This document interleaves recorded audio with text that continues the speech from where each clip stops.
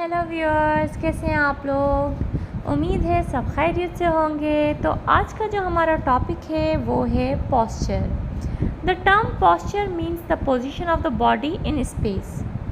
Posture is a position of greatest efficiency around your centre of gravity. अब centre of gravity क्या होता है? जब आप नॉर्मल अलाइनमेंट में होते हैं तो ग्रेविटी जो होती है वो आपकी बॉडी में किसी एक पॉइंट पे लाई करती है। फॉर एग्जाम्पल, आप जब स्टैंडिंग पोजीशन में होते हैं तो centre of gravity slightly anterior to second sacral vertebra होती है, ठीक है, with muscles on all sides exerting pull equally. तो ये हो गया हमारा posture. The position of each joint has an effect on position of the other joints, यानी कि एक भी आपका जॉइंट इन्वॉल्व हुआ तो आपके ऑटोमेटिकली दूसरे जॉइंट पे इफेक्ट होगा। या तो फिर आपका करेक्ट पोस्चर होगा या तो फिर फॉल्टी पोस्चर होगा, ठीक है। अब करेक्ट पोस्चर यानी कि the position in which minimum stress is applied to each joint, और faulty posture any static position that increases the stress to the joint, यानी कि आप प्रोलॉन्ग सिटिंग कर रहे हैं या जो है कंटिन्यूस स्टैंडिंग कर रहे हैं, तो फिर ज़ाहिर है हमारा जो पोस्चर है वो कंटिन्यूस प्रोलॉन्ग टाइम के हिसाब से हम अल्टरनेटिव पोस्चर लेते रहते हैं, ठीक है।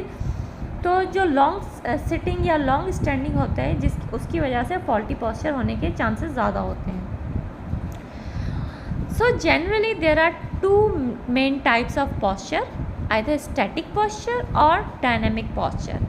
Static posture, the body and its segments are aligned and maintained in certain positions, for example standing, sitting, lying और kneeling. Dynamic posture is the body or its segments are moving, walking, running, jumping, throwing और lifting, मतलब आप continuously motion में रहें, उसको हम dynamic posture कहते हैं। और आप किसी एक स्टैटिक पोजीशन में रहें तो उसको हम स्टैटिक पोस्चर कहते हैं। There are two main types of factors affecting posture and these are, the first one is positional or habitual factor and other one is structural factors. अब पोजिशनल या habitual factors में सबसे पहले जो आता है वो है अपीयरेंस ऑफ इंक्रीज्ड हाइट। अब इसमें क्या होता है, जैसे किसी किसी की हाइट जो है नॉर्मल जो हम इंडिविजुअल्स की हाइट देखते हैं उससे ज़्यादा हो जाती है, तो एक वो सोशल स्टिग्मा हो जाता है कि इसकी हाइट कितनी ज़्यादा है, तो जिसकी वजह से वो इंडिविजुअल क्या करता है कि खुद को स्लाउच्ड पोजीशन में रखता है, जिसकी वजह से वो मतलब कि थोड़ी अपनी हाइट जो है वो कम दिखाने के चक्कर में अपना जो पोस्चर है वो ख़राब कर देता है। और जो सेकंड जो है फैक्टर वो है मसल इम्बैलेंस या फिर कॉन्ट्रैक्चर, यानी कि कोई भी आपको कॉन्ट्रैक्चर हो जाए या फिर मसल इम्बैलेंस हो जाए जिसकी वजह से आपका जो है पोस्चर ख़राब हो जाता है। The third one is pain, for example ICD pleural effusion, यानी कि इंटरकोस्टल ड्रेनेज प्लूरल इफ्यूजन में जब आप पेन होता है तो उसकी वजह से हम क्या करते हैं, पेन में अपनी कंफर्ट पोजीशन लेते हैं। अब जो कंफर्ट पोजीशन होती है वो एक्चुअल में हमारी पोस्चरल पोजीशन को मैच नहीं करती, तो हमारा पोस्चर जो है वो बहुत ज़्यादा इफेक्ट होता है। और लास्ट जो है रेस्पिरेटरी कंडीशंस, यानी कि एस्थमा हो गया या COPD हो गया, आप इन पेशेंट्स में आपको जो पोस्चर होगा वो स्लाउच्ड पोस्चर ज़्यादा मिलेगा राउंडेड शोल्डर्स के साथ, ठीक है।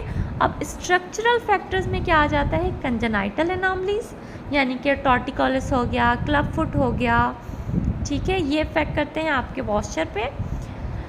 डेवलपमेंटल प्रॉब्लम्स में फॉर एग्जांपल आप लॉन्ग सिटिंग कर रहे हैं, आपका फिर पोस्चर सही नहीं होता तो फिर आपकी बॉडी की अलाइनमेंट और उनके पोस्चर पे इफ़ेक्ट होता है।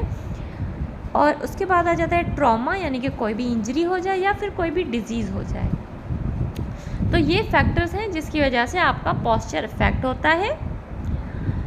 अब ये यहाँ पे हम देख लेते हैं नॉर्मल जो हमारा स्पाइनल कॉलम होता है, तो सबसे पहले हमारा सर्वाइकल स्पाइन, फिर आ जाता है थोरेसिक स्पाइन, फिर आ जाता है लंबर स्पाइन, सैक्रल स्पाइन और कॉक्सिक्स, ठीक है, जिसे हम टेल बोन कहते हैं। अब इसमें क्या होता है, हमारे टू टाइप्स की कर्व्स होती हैं, प्राइमरी कर्व्स, सेकेंडरी कर्व्स।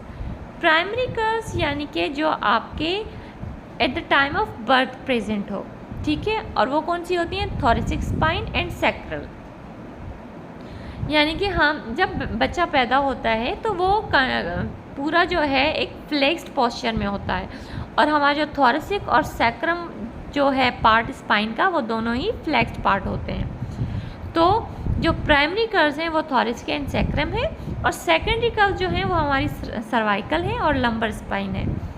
क्योंकि at the time of birth बच्चा ना तो गर्दन उठा सकता है या ना तो लंबर, तो वो आहिस्ता आहिस्ता सीखता है। जैसे 3 मंथ्स का होता है तो वो अपनी जो है गर्दन उठाना सीखता है, तो वो सेकेंडरी कर्व हमारी डेवलप होना शुरू हो जाती है, जिसको हम सर्वाइकल स्पाइन कहते हैं।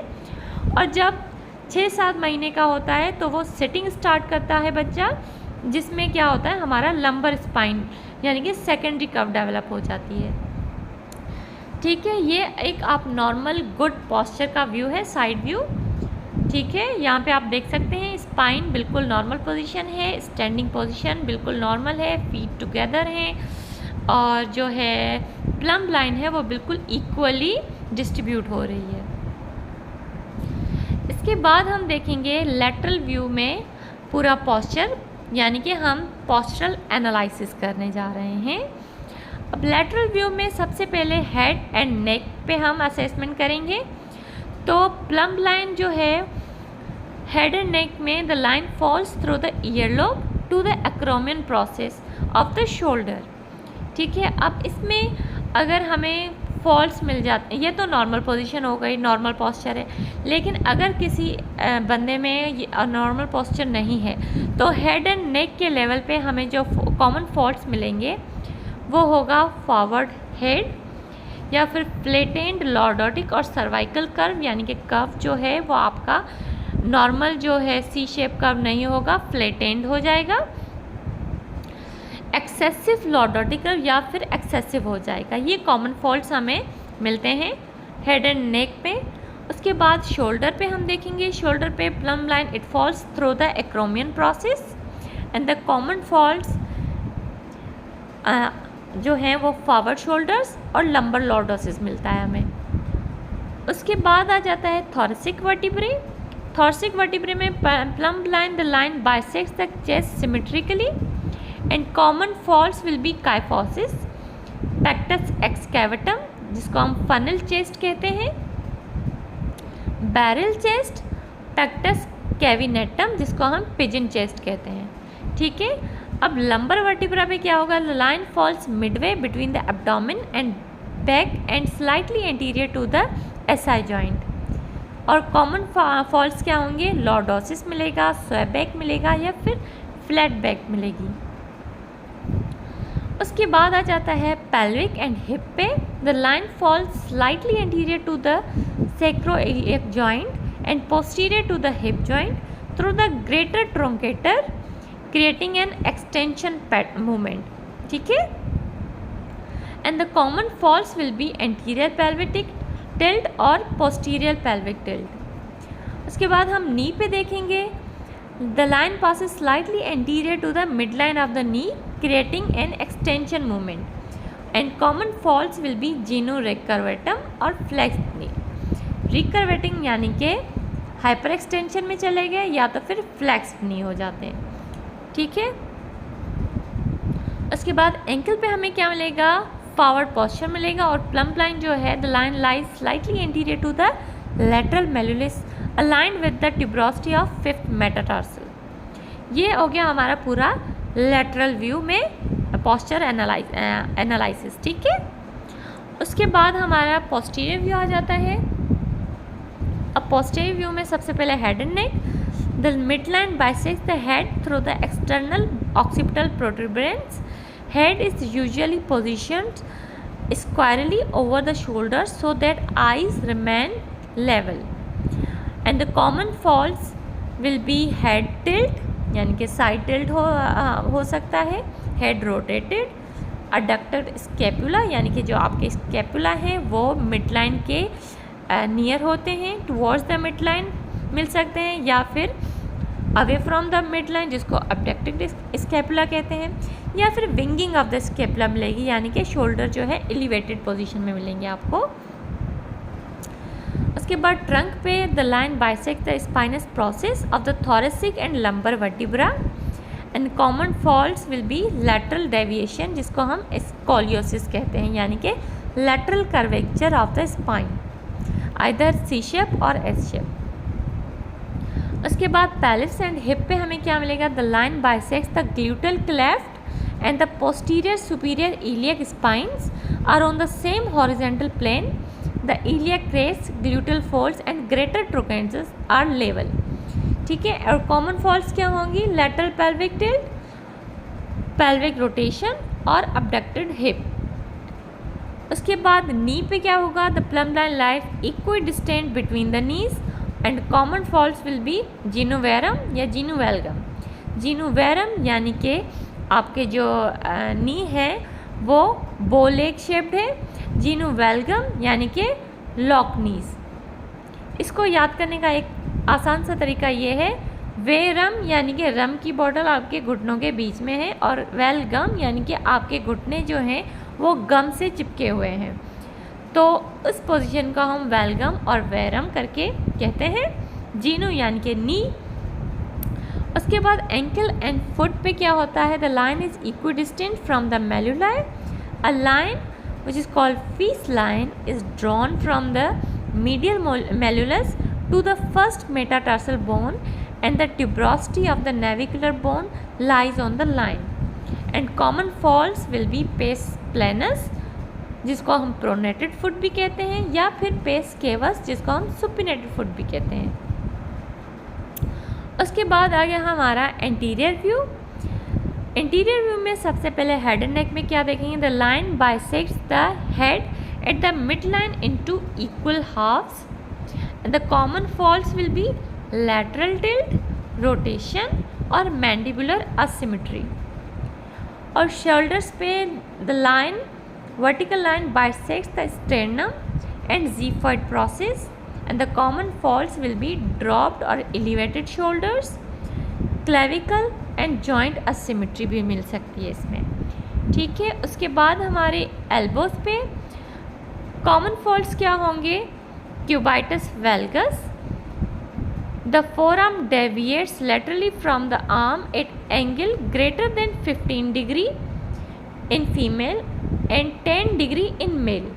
ठीक है, it may be due to elbow hyperextension और distal displacement of trochlea in relation to capitulum of humerus, या फिर स्ट्रेच्ड अल्नर कोलेटरल लिगामेंट की वजह से भी हो सकती है।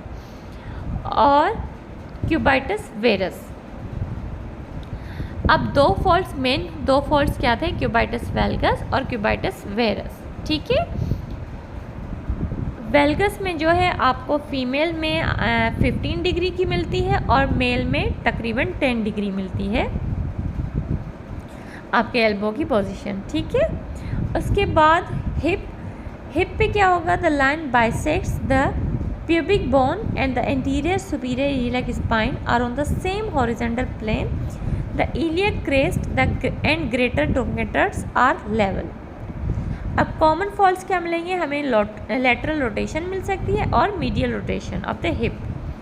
ठीक है, उसके बाद नी, द plumb line जो है वो पास होगी, the legs are equidistant from a vertical line through the body। Common faults क्या मिलेंगे, हमें एक्सटर्नल टिबियल टॉर्जन मिल सकती है या फिर इंटरनल टिबियल टॉर्जन। उसके बाद एंकल एंड फुट पे क्या मिलेगा, the line is equidistant from the malleoli and feet. और जो कॉमन फॉल्ट्स मिलेंगे वो हेलक्स वेल्गस या हेमाटोस। हेलक्स वेल्गस यानी कि आपके बिग टो की कंडीशन, और हेमाटोस यानी कि आपके जो टोज हैं वो हैमर कंडीशन में मिलते हैं। ठीक है, तो ये था हमारा आज का टॉपिक। मेरी चैनल को लाइक और सब्सक्राइब ज़रूर कीजिएगा। Thank you.